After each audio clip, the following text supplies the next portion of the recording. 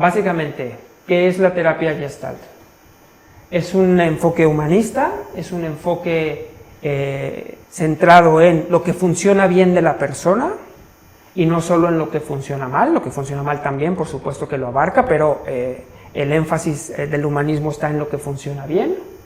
Es vivencial, con lo cual evita en todo momento estar hablando acerca de, porque como antes he dicho, hablar es muy fácil, pero lo difícil es luego ponerse a actuar, y lo difícil es implicarse, y lo difícil es lanzarse por completo a la piscina. Entonces, es vivencial, es participativo porque el terapeuta participa, se implica, ahora lo explicaré mejor, y tiene en cuenta sobre todo el factor emocional, el factor corporal, como otros aspectos, como aspectos de nosotros mismos que están completando la información.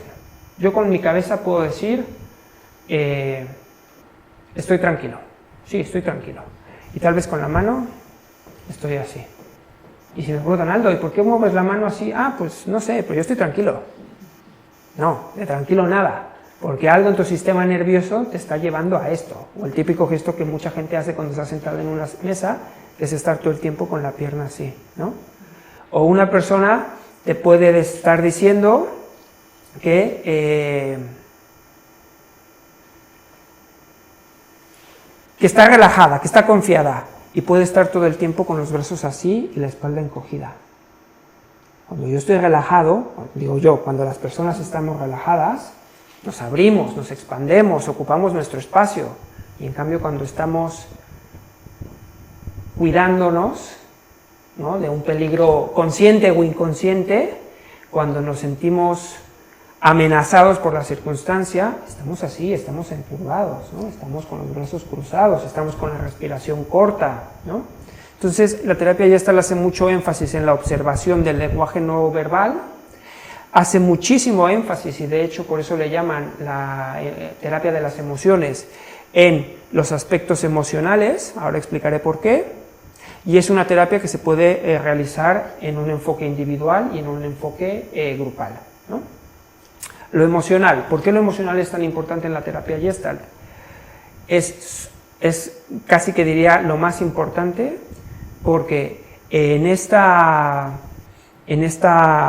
cadena de acontecimientos, ¿no?, de planos, tu cabeza te puede decir, no pasa nada, no pasa nada, no pasa nada, lánzate a la piscina, y si tu miedo es más grande que eso, no lo vas a poder hacer. Las emociones en ese sentido están conectadas con una parte de nuestro cerebro que es la que primero evalúa los acontecimientos, y si esa parte de nuestro cerebro, basada en experiencias pasadas, nos dice que ese acontecimiento que está sucediendo es peligroso, muy peligroso, tu cabeza, tus amigos, tus compañeros que están en ese entorno te pueden decir no pasa nada, no pasa nada, no pasa nada, que si las piernas te dan fuerza vas a salir de ahí corriendo.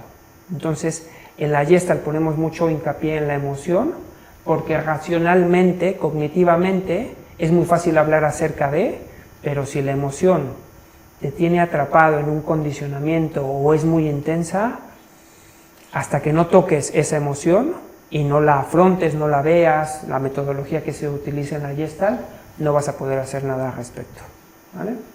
Entonces, por eso es un enfoque que muchas veces incluso le llaman la terapia de las emociones, pero tiene en cuenta también pues todo lo demás, lo cognitivo y todo lo demás, ¿ok?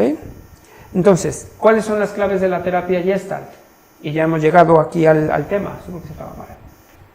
Lo primero, aumentar la conciencia de cómo nos manejamos en los 3 niveles, ¿no? En la Gestalt se habla de el hecho de darse cuenta. Darse cuenta es cuando te estás observando a ti mismo, cuando estás intentando ganar conciencia y de repente, como en las caricaturas, se te ilumina la bombilla y te das cuenta que cada vez que una persona te habla de riesgo o que cada vez que una persona te está presionando, tú lo que haces es que le quitas importancia, porque es el patrón de conducta que tienes para afrontar esa situación que de otra manera te afectaría. Entonces, el acto de darse cuenta en la terapia Gestalt es constante y muchas veces nos lleva a preguntarle a la persona que tenemos delante, ¿cómo te estás sintiendo en este momento? No, yo pienso que tal. No, te estoy preguntando cómo te estás sintiendo, no qué piensas, porque si no ya se va de nuevo la persona a la cabeza. Otra pregunta, estás hablando con una persona de un tema especial y llegas a un punto donde simplemente le dices, ¿de qué te das cuenta con lo que hemos hablado hasta ahora? Y en ocasiones, no es un botón que aprietas y que da una respuesta, pero lo que quiero decir es que en ocasiones este tipo de preguntas que usamos constantemente en la terapia Gestalt están enfocados a que la persona vea algo de lo que antes sucedía de forma invisible y automática, para que pueda precisamente ser consciente de eso y luego empezar a decidir qué es lo que quiere hacer. Entonces es darte cuenta constante de qué has aprendido y qué te dices a ti mismo de tu persona, de los otros, de las relaciones, y qué te dices a ti mismo de la vida, ¿vale? Porque esto va muy profundo, no es rascar y enseguida encontrarlo, ¿no? Sobre todo las creencias muy profundas que ya tenemos en algunos casos. Con lo cual, aumentar la conciencia. Lo segundo, identificar las situaciones que hacemos y que se vuelven en nuestra contra. Por lo mismo, estamos siguiendo el mismo hilo, porque como suceden de una forma automatizada, si no las observamos con atención, si no ponemos un poco la cámara lenta y lo revisamos con atención, pasa desapercibido. Pasa desapercibido que esa respuesta que estoy dando al estrés, que esa respuesta que estoy dando a una situación en la cual me siento inseguro, pasa desapercibido que la reacción que estoy haciendo empeora el problema. Entonces aquí, este es un momento constante a lo largo del enfoque de la terapia Gestalt, que todo el tiempo estamos buscando que la persona por sí sola se dé cuenta de eso. Y eso también es importante. No se trata de que el terapeuta, que lo ve muchísimo antes, se lo diga a la persona, porque eso no tiene el mismo efecto. Lo que tiene efecto es cuando la persona por sí sola la descubre, porque entonces se apropia.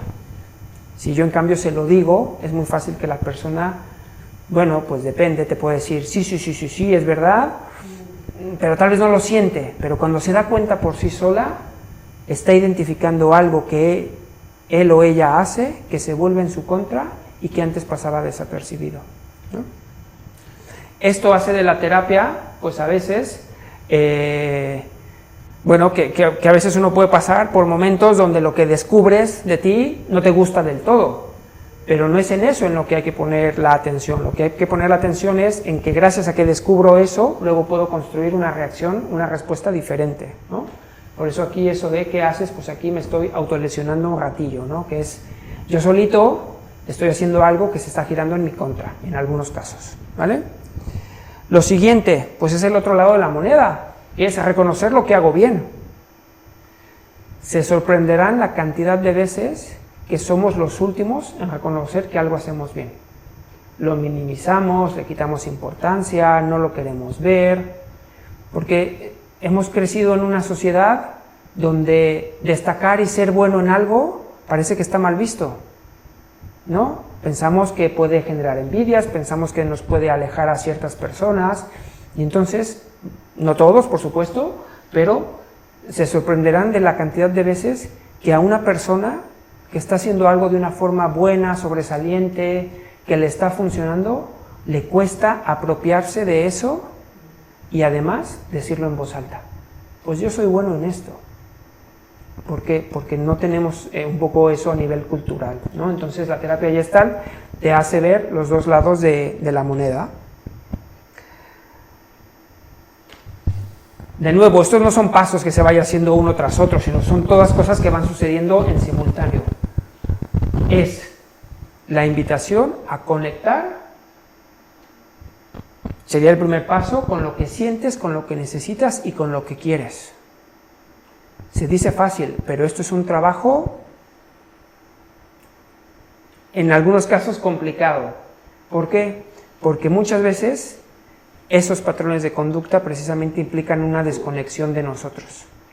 Si a mí la forma en que me hablaba mi hermano mayor me hacía daño, y yo, para no sentir esa sensación dolorosa, ese sufrimiento, desconectaba de esa parte de mi emoción, y eso se ha convertido en un patrón de conducta, porque compartí muchos años con mi hermano y con los otros adultos que había a mi alrededor, pues yo tendré ya de entrada dificultades en reconocer qué es lo que siento muchas veces, porque de alguna forma lo he tapado para que eso no me siga afectando.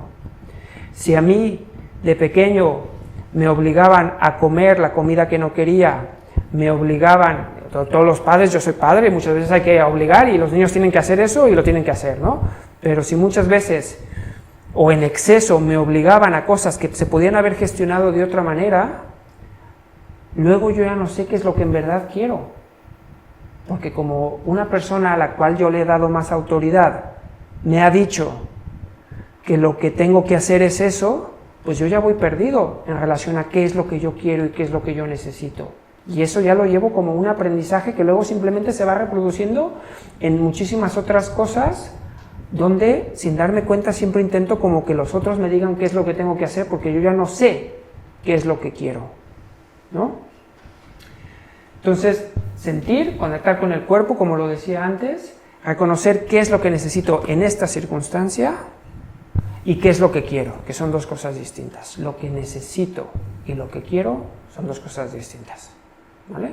Y es necesario distinguir las dos, porque puedo necesitar algo y puedo querer algo diferente. Entonces ahí no hacerme yo solo una confusión. Y una vez que he conectado con esto, hacerte responsable. Si conectas con eso y no te haces responsable, casi te diría que es peor aún, ¿no? Porque entonces ya lo sabes, lo tienes claro, lo identificas, pero sigues sin hacerte responsable y por lo tanto tus resultados, tus decisiones y tus acciones van a seguir siendo no las que quieres tú y no las que necesitas. Entonces la terapia Gestalt siempre te empuja a también hacerte responsable de estos tres niveles, ¿vale?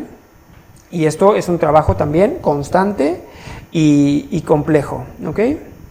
Ahora, imagínense que una persona ya ha hecho todo ese trabajo de reconocer lo que necesita y ya se quiere hacer responsable. Pero no olvidemos que esa persona, como todos, tiene años de experiencia en seguir un patrón de conducta que posiblemente le indique todo lo contrario. Y es ahí cuando van a entrar en juego las resistencias y las interrupciones.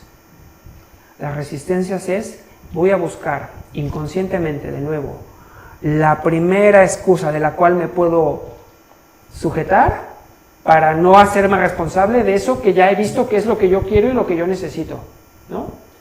Las interrupciones es lo mismo, es un término que se utiliza en la terapia Gestalt, es cómo cubrir mi necesidad, te hace caminar por distintos pasos, por distintas etapas, y cómo en cualquiera de esas etapas hay maneras que la terapia Gestalt tiene muy bien identificadas, en las cuales lo que hago es que interrumpo esa necesidad. Y como interrumpo esa necesidad, no quedo satisfecho, y entonces es justo ahí cuando quedo con una situación abierta, con un deseo, con una necesidad que no he podido cumplir. Y en la terapia Gestalt decimos que entonces esa necesidad, cuando es una necesidad importante, lo que hace es que se sigue manifestando. Es como un círculo que no se ha cerrado, y como no se ha cerrado, tu interior está pulsando, está buscando otra situación en la cual se pueda cerrar esa necesidad. Pero las resistencias y las interrupciones siempre van de alguna forma a acecharte para que cortes eso, simplemente porque es lo que tienes aprendido, ¿no? Hacer una acción nueva siempre es un reto y siempre va a implicar una dificultad, ¿no? Con lo cual, en la terapia Gestalt ya sabemos que tenemos que trabajar con estas resistencias y con estas interrupciones, ¿vale? Lo hacemos desde el amor, lo hacemos desde el cariño, lo hacemos desde la comprensión y también se hace desde la confrontación, porque hay momentos donde también se tiene que confrontar. En la línea de lo que decía, cerrar los capítulos del pasado. Esta es una imagen de una rueda de la vida, ¿no? de la filosofía del pensamiento budista, ¿no? En la cual, si lo conocen, pues dicen que renacemos, reencarnamos y volvemos otra vez a repetir las circunstancias que son la consecuencia de nuestros actos o no. Bueno, aquí no estamos para hablar de si creemos o no creemos en la reencarnación, pero simplemente he puesto esta rueda de la vida, porque yo no sé si la reencarnación existe o no, pero sí sé que una circunstancia que me haya sucedido y yo no la haya cerrado correctamente, va a estar pulsando mi interior para que eso lo cierre. Y voy a dar un ejemplo personal. Cuando mi padre falleció, pues yo sentí que sí, que lo había llorado, que había pasado el duelo. Pero no es verdad, porque a los 3 días me decidí yo incorporar al trabajo y seguir con mis cosas. No pude viajar al país de donde estaba mi padre. Y yo pensaba que eso estaba ahí de alguna forma bien, pero siempre, a partir de entonces, cuando surgía el tema de la muerte, cuando se moría alguna otra persona cercana, a mí eso me tocaba mucho. Y yo no entendía por qué. Yo decía, ¿por qué? Bueno, pues yo puedo ser muy analítico y entender que la muerte existe y que a todos nos va a llegar el momento y bla, bla, bla, bla, bla, bla. Es decir, lo que en mi cabeza decía. Y luego, precisamente, en la formación de la terapia Gestalt, me di cuenta de cómo yo no había cerrado correctamente el duelo de mi padre, ¿no? Eso me llevó pues a toda una serie de pasos que se hacen y precisamente gracias a eso, de alguna forma yo cerré ese capítulo de despedirme, de llorarlo, de sentirlo, de extrañarlo, y de tal forma que ahora ese mismo tema, cuando sale, cuando surge, no me afecta de la misma manera. Entonces, la idea es que los capítulos importantes de nuestra vida que no se han cerrado correctamente, ¿no? Quiero decir, no ha habido una buena comunicación, no se ha acabado de decir lo que se tenía que decir, no se ha acabado de expresar y de reconocer lo que se sentía, todo eso implica no cerrar un capítulo, eso va a estar pulsando para volver a salir una y otra vez y nos va a estar afectando inconscientemente. Y una frase que escucharán y leerán en todos los textos que habla de terapia Gestalt: centrarse en el aquí y en el ahora. Si se van dando cuenta, todo va vinculado. Es decir, está muy bien que yo haya aprendido a responder de esta forma, perfecto, pero esa respuesta, ¿te sirve ahora? ¿Te sirve aquí y ahora? No me hables de lo que has aprendido. ¿Te sirve en tu presente actual, en tus condiciones cercanas, o no te sirve? Porque entonces no estamos viviendo en el aquí y ahora. Estamos viviendo precisamente en el allá y en el entonces, o en el futuro y en el quizá suceda esto otro. Oye, la vida es mucho más sencilla, eso también lo tengo comprobado en terapia, cuando nos centramos en solucionar y en afrontar lo que tenemos aquí y ahora, y no cuando estamos fantaseando con esos escenarios futuros o cuando estamos recordando y vinculándonos a escenarios pasados. Entonces la terapia Gestalt siempre te va a llevar a qué necesitas ahora, qué sientes ahora, de qué te das cuenta en este momento, porque si no, jugamos con esta polaridad de irnos al pasado o al futuro todo el tiempo sin ni siquiera darnos cuenta, ¿no? Entonces esta también es una invitación y una clave constante de la terapia Gestalt. Y otras claves, por comentarlas por encima y así también voy controlando el tiempo. La fantasía. Bueno, la fantasía es esa historia trágica que nos contamos, que nos va a suceder, ese escenario negro que dibujamos del futuro y que no es otra cosa más que una fantasía. ¿Vale? Me podrán decir, pero eso puede suceder, sí, claro que puede suceder, por supuesto, pero también pueden suceder otras cosas. También puede suceder el mejor escenario, también puedes tener toda la suerte de tu vida agrupada en un solo momento. También pueden pasar muchas otras cosas sobre las cuales no fantaseas, ¿no? Al final la fantasía es fantasía y no se atiene a la realidad. Pero si nos vamos a poner a fantasear, fantaseemos en clave positiva, ¿vale?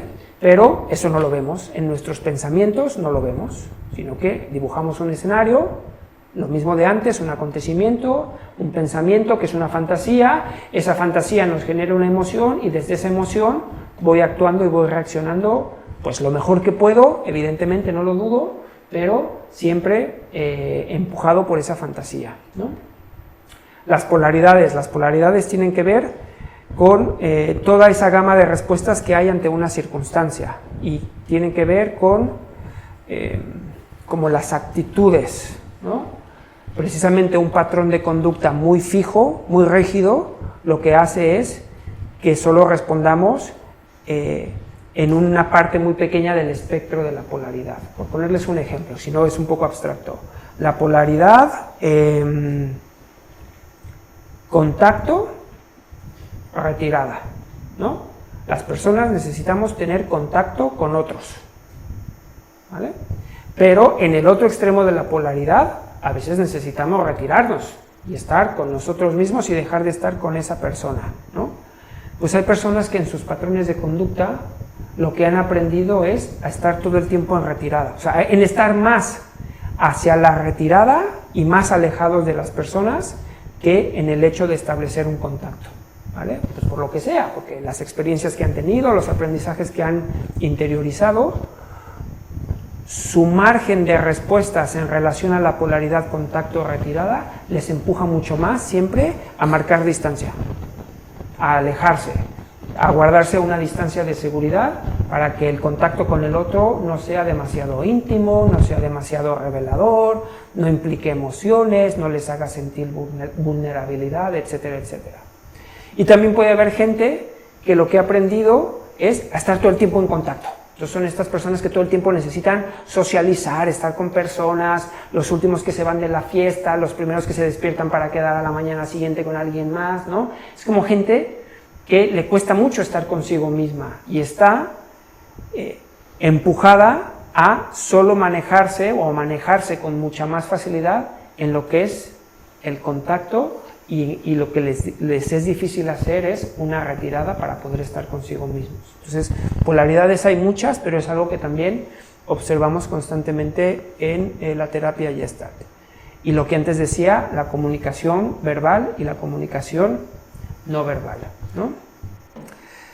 Seguramente que hay muchas otras claves y otras cosas que se podrían decir, pero pues para poner un resumen así un poco más de pocos puntos, pues son estas. ¿Y a qué se dirige todo al final? Pues todo se dirige al autoapoyo. Y en la Gestalt, el autoapoyo es la capacidad de uno, y de ahí la foto, de sostenerte por tus propios pies, por tus propios medios. ¿Vale? Sí, que somos seres sociales, necesitamos contacto, colaboramos con las otras personas y eso nos hace ser mejores personas, por supuesto, y bienvenido sea, pero la terapia Gestalt te invita, con todas estas otras claves, a fortalecer tu capacidad de apoyarte a ti mismo. Cuando contactas con lo que necesitas, cuando aprendes a comunicarte de una mejor manera, cuando estás en el presente, cuando reconoces la fantasía, cuando encuentras un equilibrio entre tus necesidades y las necesidades de los otros, etcétera, etcétera, la consecuencia de todo eso es que vas fortaleciendo tu autoapoyo. Fortaleces tu capacidad de sostenerte y caminar en la dirección que tú decidas por cuenta propia. Y esto es como la dirección, la conclusión, el objetivo más grande, si lo tuviera que resumir en una sola palabra, que se me ocurre para la terapia Gestalt. Pasar de no me puedo solucionar, no me puedo gestionar yo, en cualquier ámbito de la vida que se me complique, de una forma repetitiva, evidentemente, a una situación en la cual yo lo puedo solucionar y yo tengo herramientas para gestionarme en esta situación. Por eso la he puesto aquí un poco como la clave o la finalidad última de la terapia Gestalt. ¿Hasta aquí alguna pregunta? ¿Un comentario? No sé si esto era lo que conocían de la terapia Gestalt, lo que habían oído, lo que les sonaba que era, o habían entendido que era algo totalmente diferente. No, yo no desconocía, pero me llama mucho la atención todo lo que estás diciendo, porque es como los patrones, tiene mucho que ver con el entrenamiento. Todo lo que estás diciendo. Seguro. Es como, es un entrenamiento. O sea, Sí. tú lo dices, por ejemplo, nosotros lo aplicamos a patrones de movimiento. Sí. Que, por ejemplo, lo que has dicho tú podías trasladarlo a la técnica interna para que tú varíes en qué cosas se encajan. Claro. Sí. Sí, totalmente. Así es.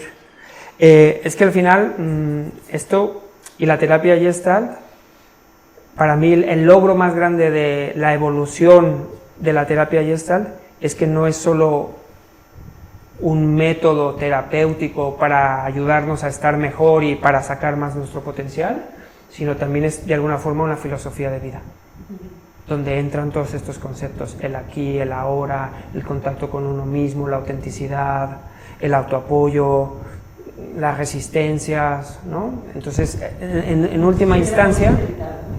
¿Perdón? Sí, conciencia, totalmente, ¿no? Y claro, ahora la pregunta está en cómo se hace esto. ¿Cómo se hace esto en un trabajo terapéutico? Pues esto en un trabajo terapéutico se hace por medio de ejercicios vivenciales que impliquen las emociones, lo cognitivo y lo corporal, ¿no? A veces pueden ser las tres cosas a la vez, o a veces puede ser un ejercicio vivencial muy enfocado a que ganes conciencia, a que te des cuenta de lo corporal, de lo que tu cuerpo te está diciendo, ¿no?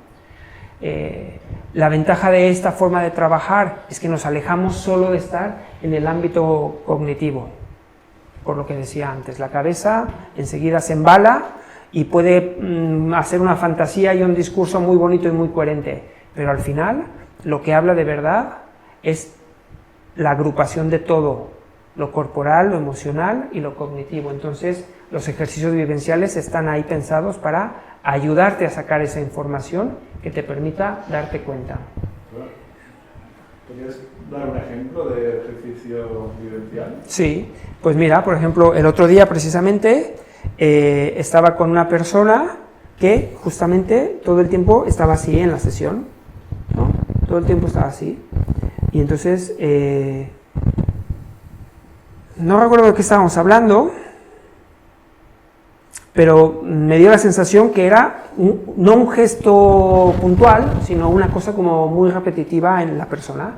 Entonces le dije, permíteme invitarte nada más a que te pongas así, como estás sentada, ¿no?, en un sofá, pero con los brazos extendidos, y que me digas qué sensación tienes, ¿no?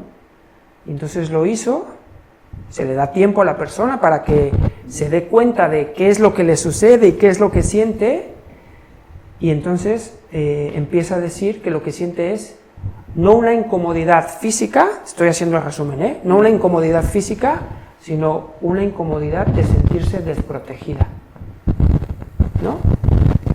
Entonces, bueno, pues a raíz de ese ejercicio, que tal vez no es que estuviese preparado, sino que es resultado espontáneo de lo que va sucediendo en un encuentro terapéutico, a la persona le hace darse cuenta de tal vez una sensación que la puede estar empujando más de lo que la persona se imagina a cubrirse, a protegerse y a cerrarse, ¿sabes? Otro ejercicio, pues por ejemplo las polaridades, ¿no? Las polaridades, antes te hablaba de la de contacto y retirada, pero ahora te voy a hablar de la de ternura y agresión, ¿no? Imagínate que es un espectro en donde en los dos extremos está la ternura y la agresión. Entonces una persona, pues imagina que creció en un entorno muy duro, donde para protegerse y que no le pisaran, se tuvo que hacer el duro, se tuvo que hacer pues yo más, para poderse defender. Entonces, tal vez su patrón de conducta, y esto me lo estoy inventando, pero bueno, para intentar darte un ejemplo, su patrón de conducta es: trato a los demás y trato a la vida con rudeza, porque la vida siempre me ha tratado duro desde cuando era niño, ¿no? Pero en cuántas otras ocasiones esa respuesta de ser duro, de ser agresivo, no se está girando en su contra. Entonces a esa persona se le invita a, pues quiero que me cuentes algo con mucha dulzura, con un tono de voz suave, moviendo tu cuerpo con suavidad. Quiero incluso que, si te animas, te acerques y me toques y me des un abrazo o me hagas un gesto dulce, y le hace a la persona jugar en ese rol de la dulzura, de la ternura, para ver qué es lo que la persona siente. Y tal vez, porque esto me lo estoy imaginando, no es como el otro ejemplo que sí lo tengo más fresco, haciendo este ejercicio, esta dinámica, lo que la persona se da cuenta es, me lo estoy inventando, pero tal vez se da cuenta de, qué agradable es esto y qué relajado me siento cuando estoy así, en vez de cuando estoy agresivo, atacando y poniendo los límites, porque la vida es lo que me ha enseñado, ¿sabes? Pero esto, hablándolo, no llegas a esa conclusión. Y si llegas, no llegas con la misma fuerza que cuando la persona ha hecho un ejercicio en el cual se le da su tiempo, etcétera, etcétera, para que llegue a sus propios darse cuenta, a sus propias conclusiones, ¿no? Que tampoco nunca son conclusiones definitivas, pero sí, de nuevo, están pensadas para hacerle ver algo que la persona por sí misma tal vez no reconoce. ¿Okay? ¿Otro ejemplo? ¿Quieres otro ejemplo? ¿No? ¿Te ha bastado? Vale. Bueno, pues dando apoyo cuando sea necesario. El terapeuta se implica plenamente en los procesos terapéuticos y da el apoyo en todas sus posibilidades, acoplándose al ritmo de la persona, escuchándole, reconfortándola, mirándola a los ojos, sentándose a su lado, porque a veces lo que necesitamos es ese apoyo que no hemos tenido, ¿no? De hecho, la persona viene a terapia porque en última instancia no puede apoyarse por sí sola, entonces necesita un apoyo. Como terapeuta se lo puedes dar perfectamente, pero claro que se lo das con la intención de que con el tiempo y el proceso luego vaya aprendiendo a darse ese apoyo a sí misma para que no esté dependiendo de ti como terapeuta o de las demás personas. Entonces el apoyo es algo que también, el apoyo en ese sentido es la calidez, la ternura, ¿no? La comprensión, es una forma de operar de la terapia Gestalt. Invitando a la no interrupción que vence las resistencias, lo que decíamos antes. La persona ha identificado lo que quiere, lo que necesita, lo ha intentado y cuando regresa te cuenta que no lo ha hecho. Entonces pues se le pregunta qué es lo que ha sucedido, por qué crees que no te has puesto en acción como habías dicho, ¿no? Porque se le tiene que invitar a que haga una acción nueva. Si no tiene una acción nueva y si va repitiendo la misma, pues va a estar como en la imagen esa de subir escaleras y caerse. Entonces se le tiene que invitar a que no se interrumpa y a que haga una acción nueva. Esto se hace en un momento cuando la persona ya está más madura, cuando la persona ya está más capaz. No se le hace al principio de un proceso terapéutico porque la persona no está lista todavía para probar esa acción diferente. Explorando lo que no te permites, pues como lo de las polaridades que te decía, ¿no? Pues a través de los ejercicios te invito a que pruebes cómo sería ser de una forma que tú no estás nada acostumbrado a hacer. Pues más dulce, más directo. Oye, pues en vez de decirme todo este rodeo que me estás diciendo, ¿por qué no me dices directamente que no te gusta lo que te estoy diciendo? ¿No? Pues a esto también se le invita a la persona para que se permita hacer lo que en verdad quiere hacer cuando ya empieza a reconocerlo.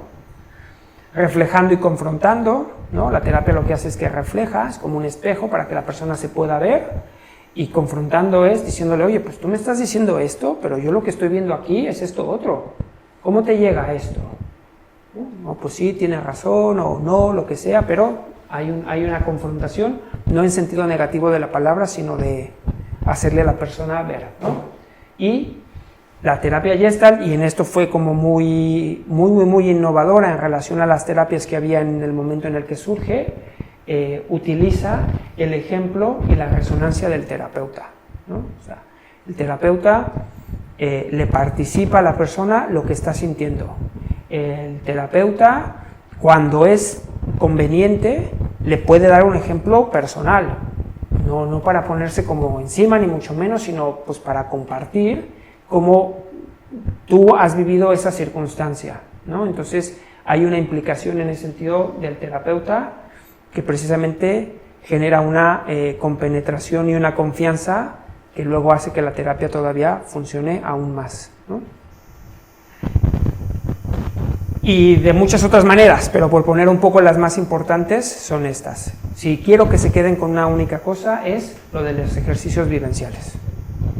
La terapia Gestalt no está pensada para ir y solo soltar un rollo mental. No, está para que en algún momento se tome acción y se haga algún ejercicio, alguna dinámica que se puede improvisar en ese mismo momento, pero que se intuye que le puede ayudar a la persona a darse cuenta de algo, que le puede ayudar a acercarla a esas claves que antes he mencionado, ¿okay? Y esto lo hace de una forma individual o grupal, ¿no? Pues en la terapia individual es un tú a tú con la otra persona, y en la terapia grupal lo que sucede es que se utiliza el aprendizaje, la resonancia, lo que todos los participantes ponen en ese grupo para el aprendizaje de todos. Entonces es diferente, pero las herramientas son exactamente las mismas, porque las claves el terapeuta las va a seguir utilizando para empujar a la persona a conocerse mejor, conocer sus patrones, aumentar su autoapoyo, etcétera, etcétera. Pero de forma individual y de forma grupal, pues son dos características diferentes, ¿sí? ¿Hasta aquí? ¿Alguna pregunta? ¿Alguna observación? No sé, en tu caso me decías que es la primera vez que vienes a escuchar algo de Gestalt. Sí. No sé si esto... Sí, pero no me suena extraño, porque te he dicho que me estoy identificando todo desde otra visión. Pero te suena. Sí, es la misma identificación. Ok, perfecto. Okay. ¿Y los demás? Si alguien quiere comentar algo, por supuesto, es decir, ¿qué le parece más, qué se le destaca, qué le llama más la atención? Si alguien quiere compartir, ya que tenemos unos minutitos más.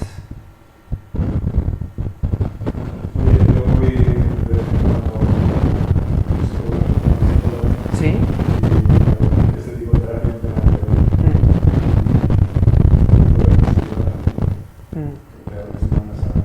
sobre todo la grupal, porque es una angustia de gente, y el hecho de el tema de los vivenciales también lo veo interesante. Sí. Y lógicamente no tiene nada que ver con un psicólogo tradicional.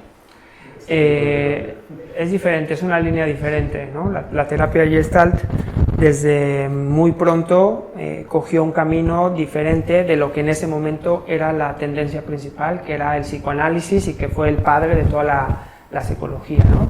Y desde el principio la terapia Gestalt apostó por escuchar el cuerpo, las emociones, por no considerar al ser humano como segmentado, ¿no? Lo emocional, lo racional, sino un triángulo con tres lados donde uno quiere mostrar más un lado que otro, pero los otros lados ahí están y también están hablando y también están queriendo manifestarse y expresar algo, ¿no? Entonces, desde un principio sí que la terapia Gestalt cogió como este aire muy particular, que la hace, de nuevo, lo vuelvo a decir, como muy dinámica, muy vivencial, ¿no?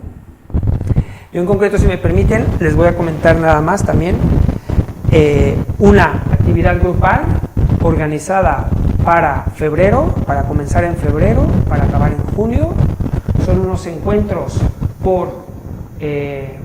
enfocados, dirigidos para pasar por todas y cada una de estas claves de la terapia Gestalt, vinculado a cómo uno se gestiona en estos 3 niveles de aprendizaje, en relación a uno mismo, en relación a los demás y en relación a la vida, con todas las claves que les he mencionado y alguna cosa más que también va a estar presente. Son una serie de encuentros como un paquete, por así decirlo, no es para hacer 1 o 2, sino es para hacer todo el proceso, y son 3 encuentros al mes durante 5 meses, que se va a hacer aquí en Barcelona, en un grupo reducido, para ir trabajando todo esto en la vertiente grupal, ¿vale?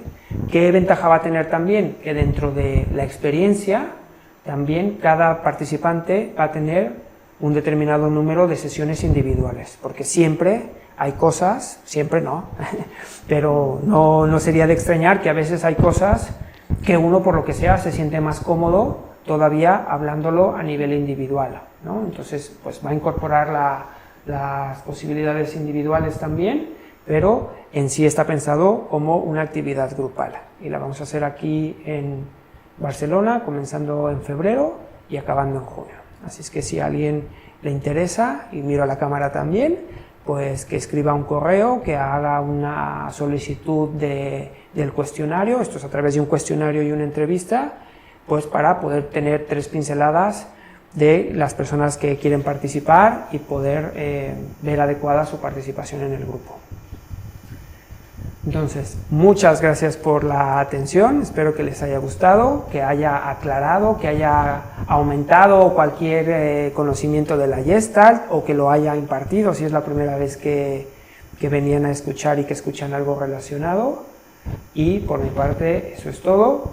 Lo digo al final de todo, mi nombre es Aldo Barragán, que no lo he dicho al inicio, terapeuta Gestalt, coach, durante muchos años, 10, casi 12, si no me equivoco, profesor de yoga y de meditación. Ahora ya la práctica la hago más para mí, ya no doy clases, y lo que me centro sobre todo es en la terapia y en el coaching, que también tiene unas cosas muy buenas, pero es otra herramienta, es otra charla, pues para ayudar a las personas a superar esas dificultades, a conocerse mejor, a sacar más su potencial, y es una forma muy bonita, muy maravillosa para mi punto de ver de servir y de ayudar, ¿no? Entonces, pues nada, muchísimas gracias y espero que estén muy bien.